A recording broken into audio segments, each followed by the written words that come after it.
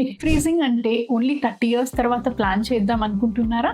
Think again. ఈరోజు మనం ఒక ఇంపార్టెంట్ టాపిక్ గురించి డిస్కస్ చేద్దాం.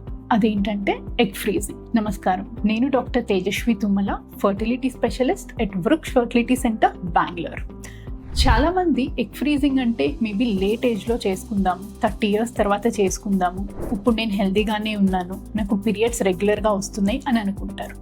కానీ నిజమేంటంటే ఎగ్ క్వాలిటీ అనేది 25 to 30 ఇయర్స్ తర్వాత నుంచి డిక్లైన్ అవుతూ వస్తుంది. అంటే మీరు 30 ఇయర్స్ తర్వాత చేయించుకున్న ఎగ్ ఫ్రీజింగ్ క్వాలిటీ ముందు చేయించుకున్న దానికి చాలా వేరియేషన్ ఉంటుంది.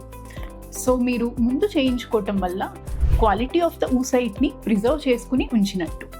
అప్పుడు మీరు కెరియర్ మీద ఫోకస్ చేసుకోవచ్చు. Once you find the right partner for the marriage, you can plan for the pregnancy any time in the future, మీరు రెడీ ఉన్నప్పుడు. ఇది మదర్హుడ్ని డిలే చేయటం కాదు, ఇది ఒక స్మార్ట్ డెసిషన్. ఇది ఫ్యూచర్ని, ఆప్షన్ని సెక్యూర్ చేయటం. ఎగ్ ఫ్రీజింగ్ అంటే ఆప్షన్ కాదు, ఇది ఒక థాట్ఫుల్, ప్రోయాక్టివ్ స్టెప్. సో మీకు ఇప్పుడే ప్రెగ్నెన్సీ ప్లాన్ లేకపోయినా ఫ్యూచర్కి ప్లాన్ చేయాలి అనిపిస్తే ఫర్టిలిటీ ఎక్స్పర్ట్ని కలవండి.